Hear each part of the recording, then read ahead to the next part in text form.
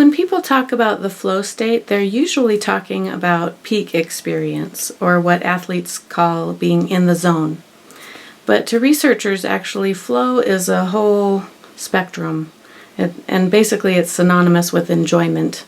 The study of flow is the study of enjoyment, from mild enjoyment all the way to ecstatic states. The term flow was coined in 1975 by Mihai Csikszentmihalyi, who was studying happiness, which led him to study enjoyment, which led him to notice, gosh, there's these super duper ecstatic enjoyment states. And so he wanted a name for it, called it flow.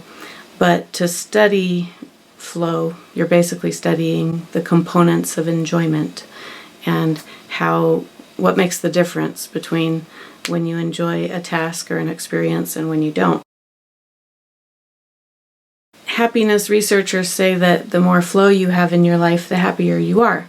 And that makes sense, because if flow is enjoyment, it's basically saying the more you enjoy yourself, the happier you are. Information about how the flow state works is actually also really good at answering other questions like, why do I hyper-focus on this and I neglect that when that's actually more important? Why do I live my passion one day and love it, and then the next day I think, I'm not even enjoying this anymore? Why do I avoid maintenance tasks, like exercise and eating right kind of thing? That's not good. When you look at those kinds of questions through the lens of flow, it makes a lot of things make sense. It's a whole new way of looking at it, and I'm really excited to share these insights. So now I feel like I have tools that can bring my whole life into balance. And that's, self-care and a balanced life is absolutely related to depression and anxiety and just living a healthy life. I've been a performing musician for 30 years or so. I got really interested in these peak experiences I would have on stage, and they felt like spiritual experiences. So I started researching everything I could find: ethnomusicology, consciousness, music and consciousness, singing as a spiritual practice, anything that I could find that might shed some light on this. And the stuff I learned about flow has actually been the most helpful and the most broadly applicable to my whole life. I've known a lot of musicians and performers in general who quit, and this includes me. For a while I quit because I was bored or too stressed out, and when it's just not worth the stress, right?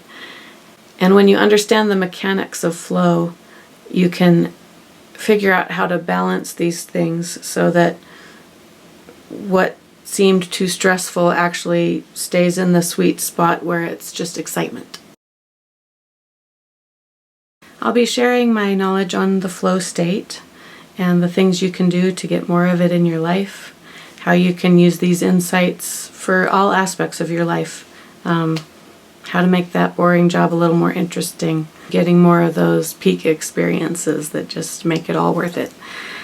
Since I'm a musician, I'll have a special focus on music, both how to use flow to enhance your music and how to use music to enhance your flow states.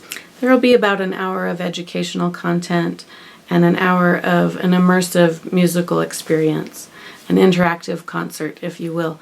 We're going to breathe to music, sing together, dance together, contemplate together. I have some beautiful songs to share. I think I have some pretty eclectic tastes, and I love bringing new songs to my audiences, so I'm really looking forward to that part. There will also be food and a social hour afterward, and at that time I would love to meet you. I'd love to hear your questions and experiences related to music, the flow state, happiness, anxiety, and depression. There's always so much more I could share than there's time for in a short presentation, so I love questions. I love to get the chance to share my knowledge with you in ways that you're interested in. Please check out the Facebook event for all the details, and I hope to meet you on November 3rd.